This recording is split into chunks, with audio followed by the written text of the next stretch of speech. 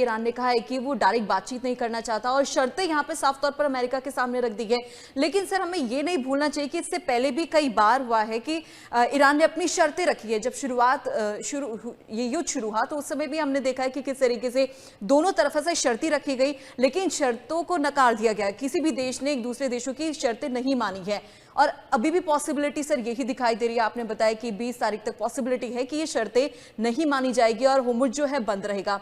लेकिन सर फिर इसका ऑल्टरनेट क्या निकाला जा सकता है? ये युद्ध आगे कंटिन्यू तो नहीं हो सकता ना सर, नुकसान तो अन्य देशों का भी होगा सर। देखिए, अब ये इस्लामिक नेटो के बनने से या मक्का अलायंस के बनने से चीजें बहुत कॉम्प्लिकेट हो गई है, बहुत ज्यादा। अगर ये मक्का अलायंस नहीं बनता तो ट्रंप कोशिश करता स्ट्रेट ऑफ हॉर्मोज को खोलने का। अब देखिए, ट्रंप का 2% एनर्जी भी स्ट्रेट ऑफ हॉर्मोज से नहीं आती, ट्रंप का 2% तेल भी स्ट्रेट ऑफ हॉर्मोज से नहीं आता। अब जिसका आता है, यूरोप का आता है, भारत का आता है, भारत ने भी अपनी व्यवस्थाएं वैसे कर ली और परमात्मा की कृपा में अपनी व्यवस्थाएं कर ली। भारत का आता है, यूरोप का आता है, चाइना का आता है, जापान का आता है, ठीक है जी। अब ट्रंप कह के जाके बैठ गया, अपना सिगार फूक रहा, कहता बेटा तुम सुलटो आपस में। पहली बात।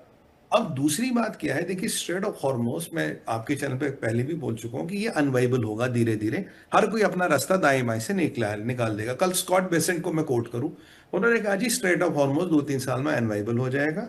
ये एक पुराना, वो नहीं होती, एक पुरानी ड्रेन, वो एक पुरानी नहर बन के रह जाएगी और लोग, दुनिया अपनी व्यवस्थाएं ढूंढेगा।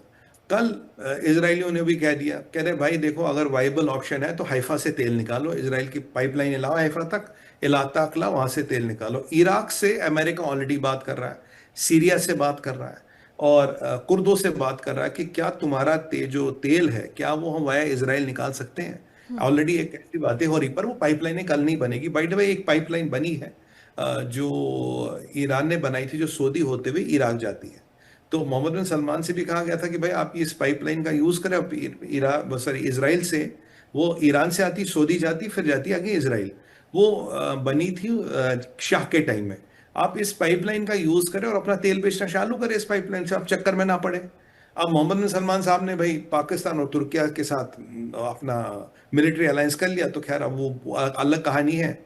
अब इस अलायंस के बाद ट्रंप भी क्या करा, आपने ट्रंप को कल बोल दिया, बोला भाई अब जो मिडिल ईस्ट की सुरक्षा है ये मुसलमान तय करेंगे, मुसलमान देखेंगे मिडिल ईस्ट कैसा चला रहा है। या किसी भी विदेशी शक्ति का या किसी भी फॉरेन कंट्री का कोई रोल नहीं। मोटा मोटा आप कह रहे हो कि ट्रंप तेरी कोई जरूरत नहीं, तो भाड़ में जा। अब ट्रंप का import of oil from Saudi Arabia zero है, ट्रंप की dependence of Saudi oil zero है। सऊदी की 100% डिपेंडेंस हथियारों के लिए अमेरिका पे, ठीक है जी। आराम को वैसे ही पिट रहा है। अरामको में करीब करीब आपका, if I am not wrong, 100 million barrels per week का लॉस हो रहा है। 100 मिलियन बैरल्स पर वीक का लॉस हो रहा है, जो हो चुका है इस युद्ध में। सऊदी का जीडीपी कॉन्ट्रैक्ट हो रहा है, ठीक है जी। इराक में अमेरिकन का काम ठीक चल रहा है। तो धीरे धीरे अगर अमेरिका पीछे हटता है, जो मुझे लगता है हटना शुरू हो गया, कह रहा कोई बात नहीं बेटा सुलट लो आपस में, तुम कह रहे हो ना मुसलमान देख लेंगे, आपस में हम कर लेंगे, व्यवस्था बना लो व्यवस्था, फिर जाके इसराइल से, ईरान से बात कर लो। अगर ईरान मानेगा तो ठीक है, और तब तक ईरान, जब तक ईरान का मन करेगा तब तक मानेगा, जिस दिन नहीं करेगा नहीं मानेगा। अल्टीमेटली देखिए जी, तेल बिकता है सारा बोस्टन में, एक्सचेंज का है बोस्टन में, तेल का कंट्रोल अमेरिका के पास है, बिकता डॉलर में, एक्सचेंज बोस्टन में है, राइट।